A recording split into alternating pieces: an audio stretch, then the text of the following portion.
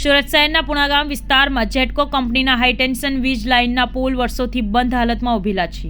આ પોલ ખસેડવા માટેની જેટકો કંપની અને પાલિકા બંનેના વિવાદને કારણે પ્રજાને પરેશાન થવાની નોબત આવી છે. પુણાગામની મધ્યમમાંથી પસાર થતી જેટકોની હાઈટેન્શન વીજ લાઇનને લઈને વારંવાર સ્થાનિકો હાલાકી ભોગવી રહ્યા છે. થોડા સમય પહેલા 2 વીજ પોલ ધરાશયી થયા હતા, જેમાં એક બાળકીને ઈજા પહોંચી હતી.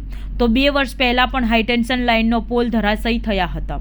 હાઈટેન્શન લાઇનને કારણે વારંવાર આ વિસ્તારમાં ખૂબ જ ટ્રાફિક જામ સર્જાય છે, જેથી સ્થાનિકોએ વારંવાર રજૂઆત કરી છતાં કોઈ નિરાકરણ નહીં આવતા કોંગ્રેસના પૂર્વ કોર્પોરેટર અને સ્થાનિકોએ હાઈટેન્શન લાઇન દૂર નહીં કરાતા વિરોધ કરાયો હતો, જેમાં 15 દિવસનું અલ્ટિમેટમ અપાયું હતું. જો 15 દિવસમાં કોઈ કામગીરી નહીં થાય તો આ આંદોલનની ચીમકી ઉચ્ચારવામાં આવી હતી.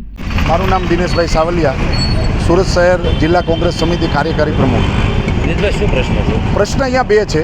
એક પ્રશ્ન જે વર્ષોથી બંધ પડેલી જર્જરિત હાઈટેન્શન લાઈનો છે, જેને દૂર કરવાની વાત છે, જે દૂર થતી નથી. એ જર્જરિત છે, પડે અને કોઈને વાગે તો એ તાત્કાલિક હટી જાય, પણ ત્યાર પછી તંત્ર કોઈ આગળ કામગીરી કરતું નથી. બીજો પ્રશ્ન એ છે કે છેલ્લા 7-8 મહિના પહેલાં આ જે નાલંદા સ્કૂલથી કારગિલ ચોક તરફ જે રસ્તો જાય છે, એ ટીપી ફાઇનલ થયો. લોકોના ઘર હોય, લોકોના દુકાનો હોય, એ કબજો લઈ લીધો સુરત મહાનગરપાલિકાએ. પણ ત્યાર પછી જે રોડ રસ્તા બનવા જોઈએ બનતા નથી.